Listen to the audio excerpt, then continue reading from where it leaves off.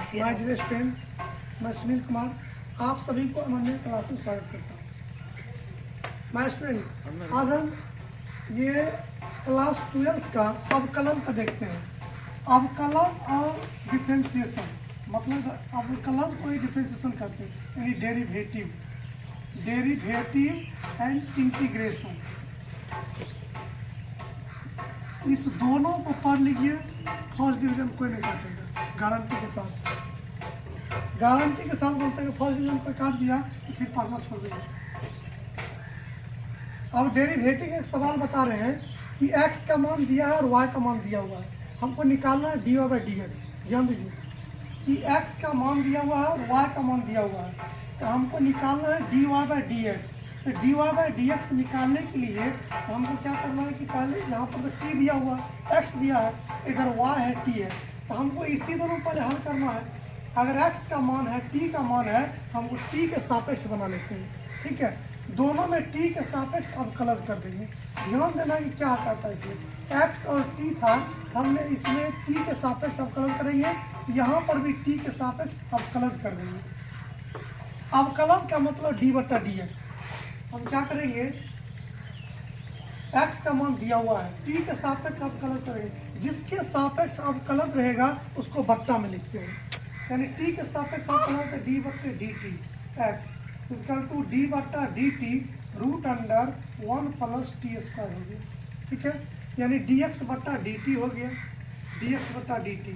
Root X का ध्यान दीजिए, यहाँ पर हम सूत्र भी बदल लिख देते हैं, डी बट्टा D X of root X बराबर 1/2 रूट एक्स होता है, ये सूत्र होता है। D by D X of root X बराबर 1/2 root X, D by D X of root X बराबर 1/2 रूट एक्स।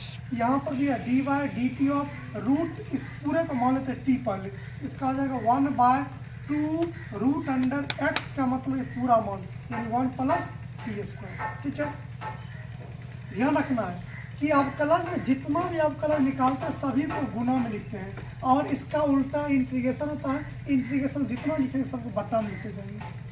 तो बताइए, यहाँ रूट वाला पहले अवकलज कर दिए, फिर इसका अवकलज करेंगे, ये मान निकला केवल रूट का अवकलज, यानी 1/2 रूट अंडर एक्स का मतलब 1 प्लस टी स्क्वायर हो गया। अब इसका क्या करना है कि डी बट्टा D T 1 plus T square निकालना है। अब हो गया डी एक्स बट्टा D T equal to 1/2 root under 1 plus T square. अब ध्यान दीजिए 1 प्लस टी स्क्वायर है दिया हुआ, इस दोनों में डी बाई डी टी लगाएंगे, तो डी बट्टा डी टी ऑफ 1 हो गया और डी बट्टा D T of T square हो गया। फिर हो गया डी एक्स बट्टा डी टी हो गया 1/2 root under 1 plus T square. अब ध्यान दीजिए डी बट्टा डी एक्स ऑफ एक्स का मान क्या होता है, 1 होता है। ठीक है, और डी बट्टा डी एक्स ऑफ कुछ भी मान रहेगा, सी फॉर कॉन्स्टेंट, उसका मान 0 आता है, यानी डी बट्टा डी एक्स ऑफ 1 रहेगा 0, डी बट्टा डी एक्स ऑफ 4 रहेगा 0, डी बट्टा डी एक्स 50 है तो 0, डी बट्टा डी एक्स 100 है तो 0, यानी कुछ भी कॉन्स्टेंट का मान 0, यानी कॉन्स्टेंट 1 है जिसका मान 0 हो गया, तो 0 को वैल्यू नहीं है। अब दूसरा सूत्र है डी बट्टा D X of X power N का सूत्र होता है N into X power N minus 1। ये बहुत ही इंपॉर्टेंट सूत्र है कि D by D X of X to the power N equal to N into X power N minus 1।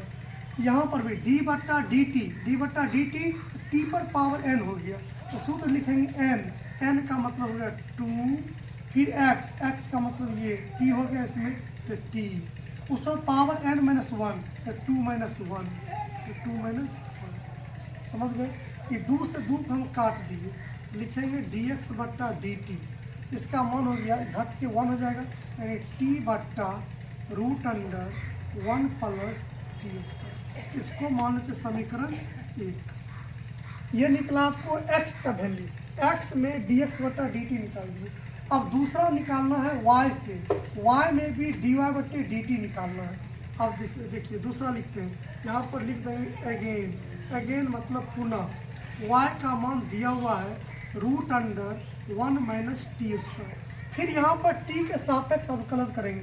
हमने बताया कि जिसके सापेक्ष अवकलज करना है उसको बट्टा में लिखना है, तो डी बट्टा D T of Y equal to D बट्टा D T root under 1 minus T square. यहाँ पर कोई दिक्कत नहीं है, इधर हम लिख रहे हैं। अब यहाँ पर क्या है कि फिर लिखेंगे डी वाई बट्टा डी टी इजकल टू, फिर रूट का वही 1/2 रूट एक्स आ गया ना, रूट का 1/2 रूट एक्स, यहाँ पर होगा 1/2 root under 1 minus T square, इसका मान हो गया।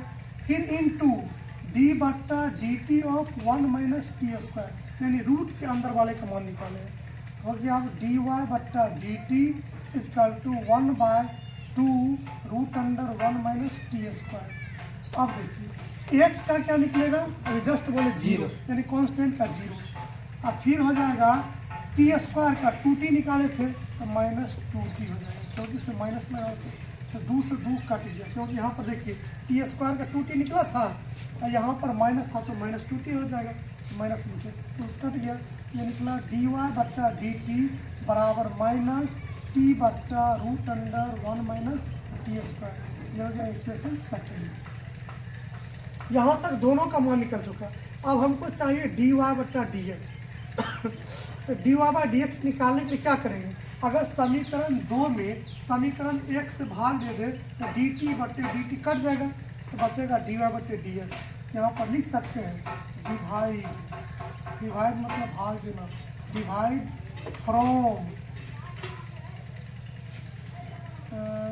From equation 1